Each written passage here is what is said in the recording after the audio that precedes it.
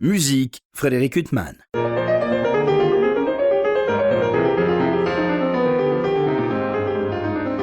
Bonjour, Frédéric Huttman au micro, j'ai le plaisir de vous retrouver pour un nouvel entretien. Aujourd'hui, j'ai l'immense plaisir d'interviewer par téléphone Robin Lemel. Bonjour.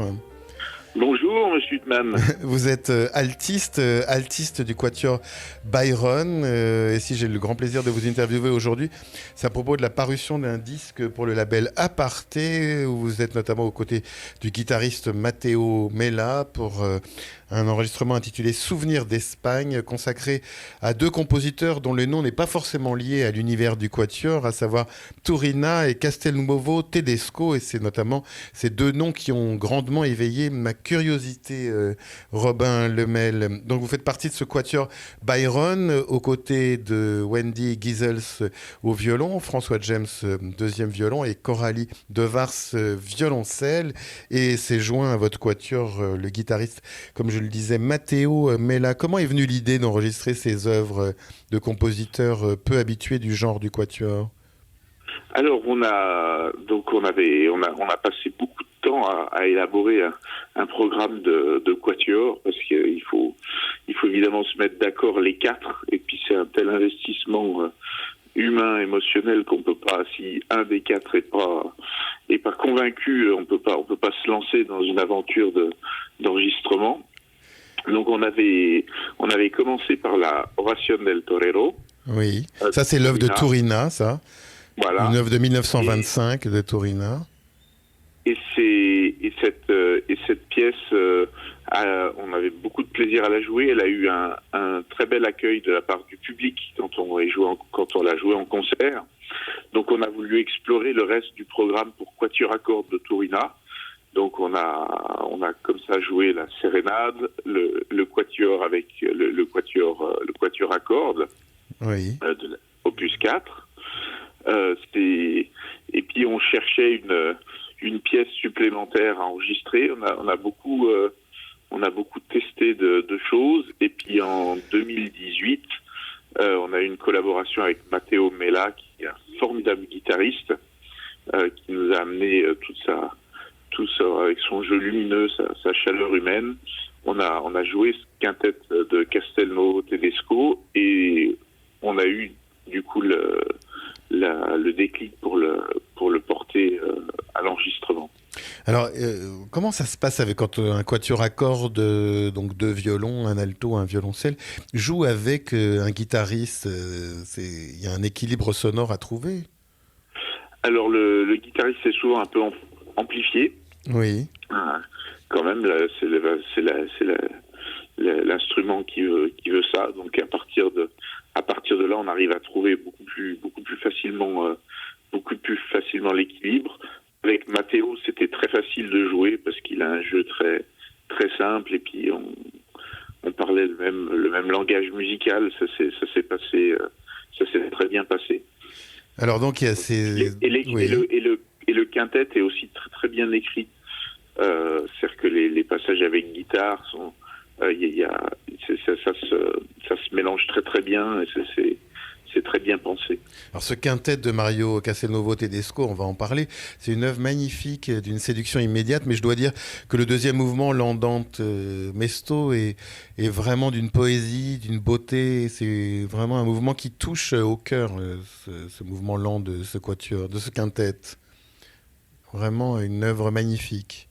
Enfin, je ne sais pas ce que vous en pensez en tant qu'interprète.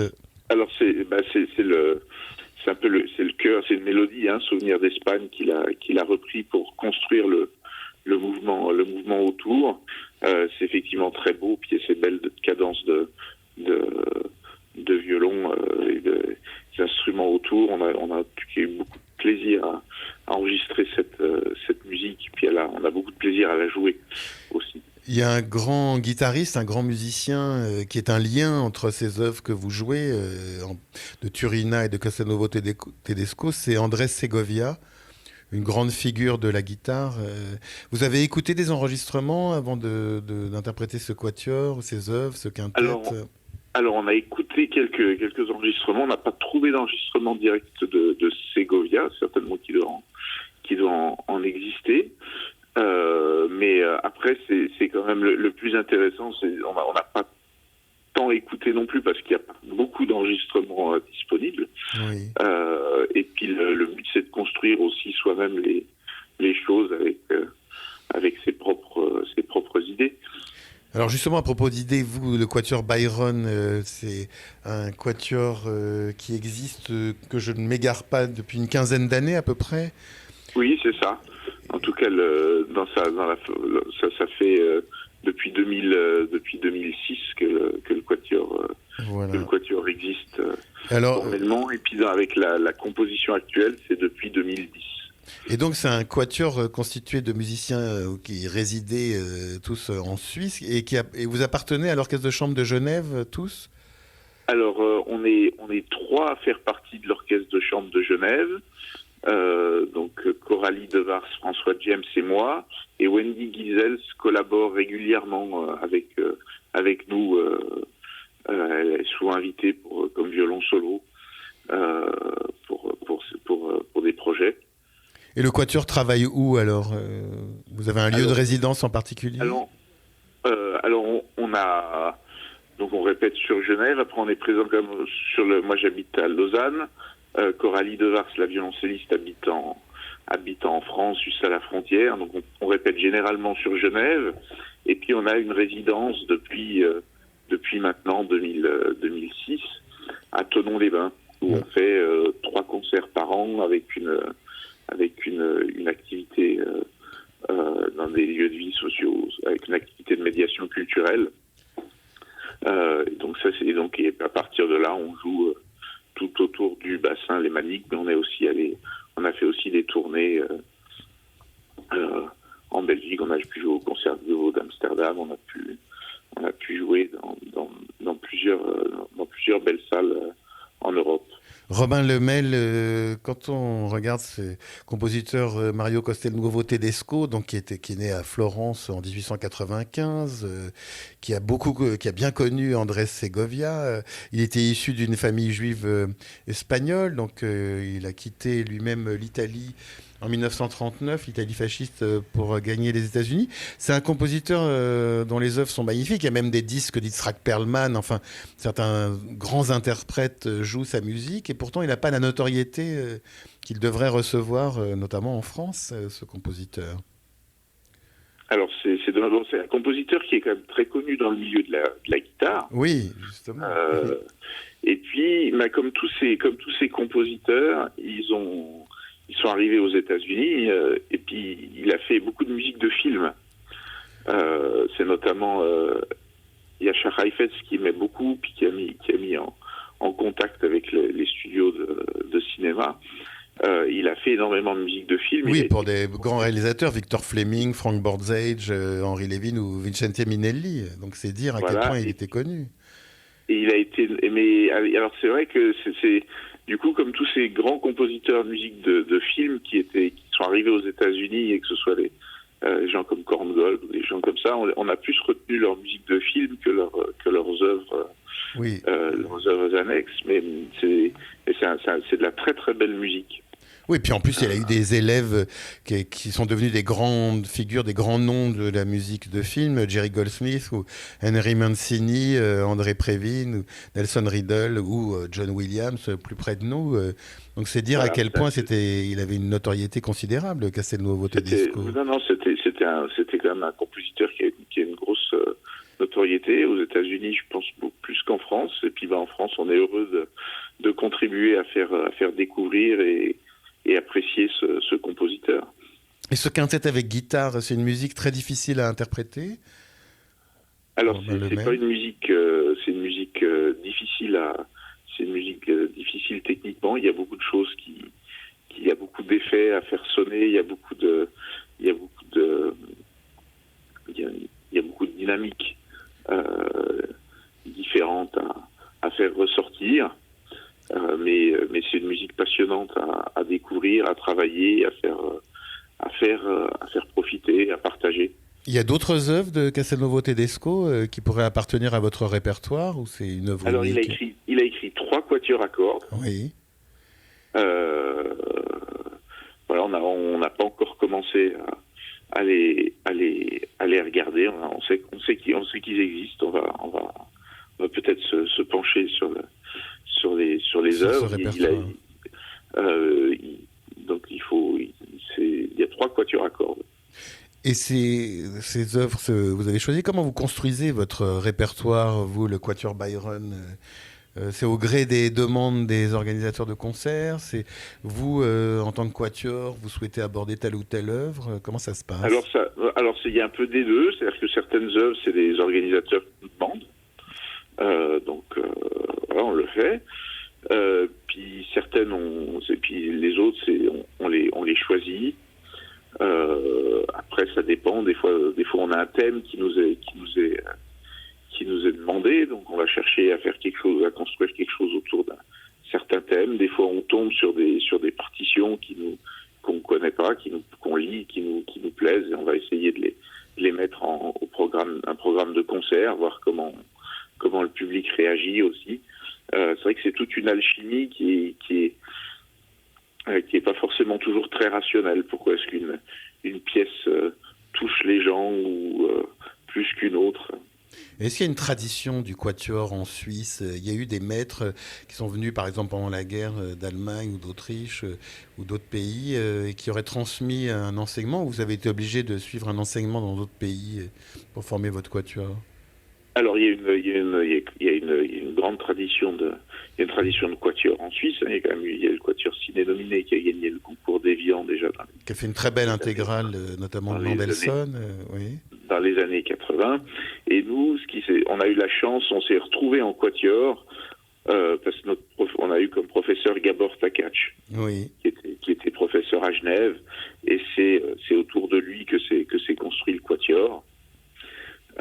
Il a formé beaucoup d'autres. C'est un grand maître c'est un grand maître du quatuor. Déjà celui qu'il a formé pendant au moins 15 ans. Et puis il a formé beaucoup de quatuors à la Haute École de musique de Genève et ailleurs. Et après, on a pu suivre aussi les enseignements dans le cadre de Pro Quartet, notamment, donc de plusieurs des Bérard Fels ou de Valentin Herben, ou de grands maîtres. Valentin Herben du Quatuor Berg, enfin des grandes figures du quatuor. Ouais. Voilà, et on a pu aussi suivre l'enseignement du quatuor Isaïe au CNR de Paris. C'est vrai que c'est un monde qui est très international, qui s'est beaucoup internationalisé, et où il y a énormément d'échanges, ce qui est très appréciable. Et donc vous êtes rencontrés comment? Vous me dites qu'au départ vous n'étiez pas les 4 exactement mêmes membres, mais vous vous êtes rencontrés lorsque vous étiez étudiant pour la plupart, ou après? Oui, ou sur la fin de nos études, on se connaissait tous justement par le biais de, on a tous été étudiants de Gabor Takacs en quatuor, et donc quand il y a un membre qui est parti, on savait par ce biais-là à qui demander et comment demander. Et vous, Robin Lemel, vous êtes d'une famille de musiciens ou pas du tout? Alors ma maman fait du violon comme amateur. Oui. Donc vous avez baigné un peu dans la musique, mais en tant qu'amateur, quoi, des parents voilà, qui aimaient la musique. Des parents mélomanes. Voilà.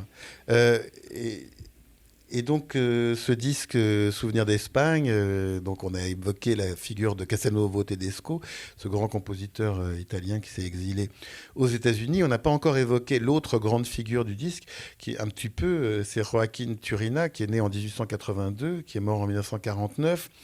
Vous ouvrez le disque par son œuvre la plus célèbre pour quatuor. Alors j'ai peur de d'écorcher le mot en espagnol, si vous pouvez le dire à ma place, peur de mal prononcer. La Oración del Torero. Donc c'est une œuvre de 1925 qui commence dans un climat très poétique et puis après avec un thème très entêtant.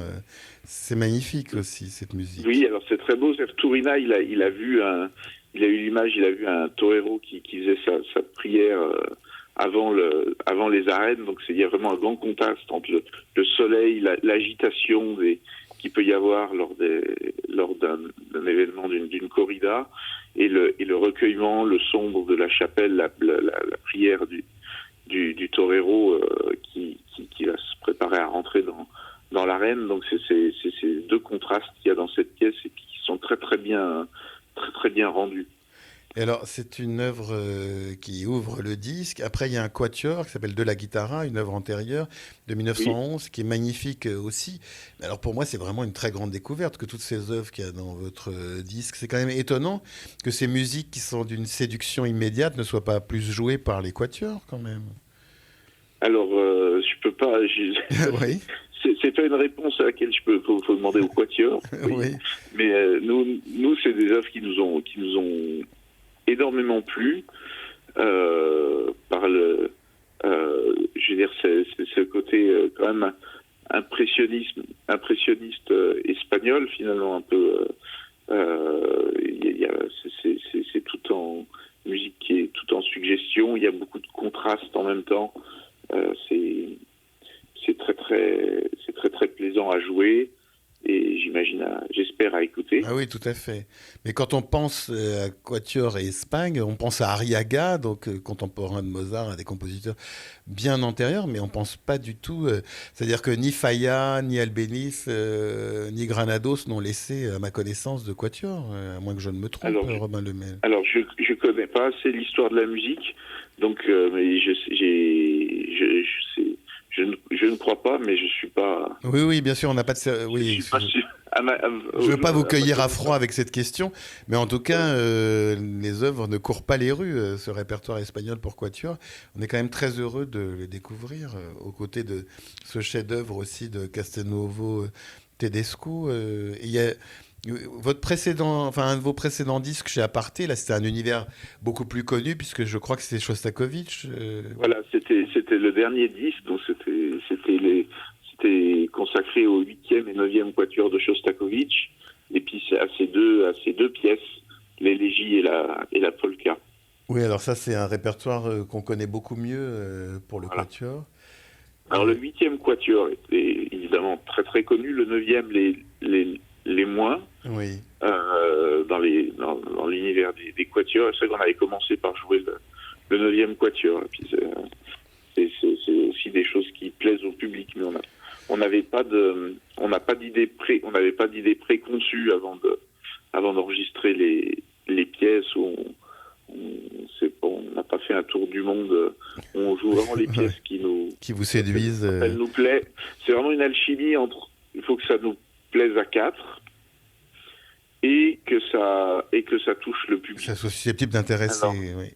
Alors c'est une démarche qui est un peu qui demande une maturation un peu longue, mais c'est vrai qu'au final ça permet de préparer vraiment bien le disque et puis de le jouer après, de le faire partager avec plaisir. Et vous pouvez évoquer d'autres projets du quatuor, ou là pour le moment c'est un peu secret, Robin Lemel? Alors il y a les actualités de concerts, hein, donc on a des concerts tout prévus pour ce printemps. Donc il y aura le 18 mars un concert à Thonon-les-Bains autour du disque. Le 13 mai on va faire aussi un vernissage de l'enregistrement, mais à Vevey au musée Yiddish, qui est un très très beau musée pour les gens qui voudraient s'y rendre. Le 14 mai ce sera à Genève. Voilà, il y aura après ce sera des concerts les concerts d'été. Donc ça c'est les projets les plus immédiats pour le quatuor. Et en attendant, si on veut vous entendre, il faut aller écouter l'orchestre de chambre de Genève avec un répertoire. C'est quoi? C'est un répertoire très 19e, ou il y a de la musique contemporaine ou plus moderne dans ce... Alors c'est tout le répertoire pour orchestre de chambre, depuis que ce soit du XVIIe siècle jusqu'à la musique contemporaine. Oui. Et donc vous êtes à l'alto dans cet orchestre, oui. Et les autres, bien sûr, chacun a son instrument. Je rappelle que Wendy Giesels, alors elle vient parfois à l'orchestre, elle n'est pas permanente. au violon, François James aussi au violon et Coralie Devars au violoncelle. Et comment ça s'organise votre temps entre le quatuor et l'orchestre de chambre Alors l'orchestre, l'orchestre constitue une activité, c'est un orchestre fixe mais à mi-temps. Oui. Donc ce qui nous laisse du temps pour travailler, pour répéter le quatuor, pour avoir d'autres projets, pour enseigner, pour celui du quatuor qui enseigne. Donc on arrive à trouver du temps pour faire les projets, pour monter les choses qu'on veut monter. Et là, par exemple, pour nous donner des idées des prochains concerts de l'Orchestre de Chambre de Genève, vous avez des programmes là en tête, Robin Lemel Alors, la semaine prochaine, il y a un concert autour de Beethoven avec la 7e symphonie de Beethoven. Et le deuxième concerto pour piano, c'est Gabor Takács qui va diriger, et Jean-Eflamme Bavouzet qui sera au piano. Oui, magnifique pianiste français. Jeudi prochain. Ah bah très bien. Bon, en tout cas, il faut être proche de la Suisse ou résident en Suisse pour avoir le plaisir de vous écouter. J'espère qu'on pourra vous écouter bientôt en France, Robin Lemel. Avec plaisir, j'espère aussi. Il y aura certainement des occasions. Surtout qu'il faudrait quand même trouver des occasions d'écouter ces œuvres, ces quatuors de Joaquin Turina ou ce quintet pour guitare et quatuor de Castelnuovo Tedesco. Vous êtes aux côtés du guitariste Matteo Mella. Je rappelle la parution de ce disque pour le label Aparté, où vous conjuguez ces deux compositeurs, Turino et Castelnuovo Tedesco, Souvenir d'Espagne. Et bien Robin Lemel, qui est l'altiste de ce quatuor Byron. Il me reste à vous remercier infiniment d'avoir été mon invité. Merci beaucoup, Frédéric Huttman. Merci à vous. Et puis je vous souhaite une belle journée. Merci. Pour illustrer cet entretien avec Robin Lemel, altiste du quatuor Byron, je vous propose d'écouter ce quatuor interprété aux côtés du guitariste Matteo Mella, le magnifique quintet avec guitare de Mario Castelnuovo Tedesco. Je vous souhaite une très belle écoute de cette œuvre et une bonne fin de soirée sur RCJ.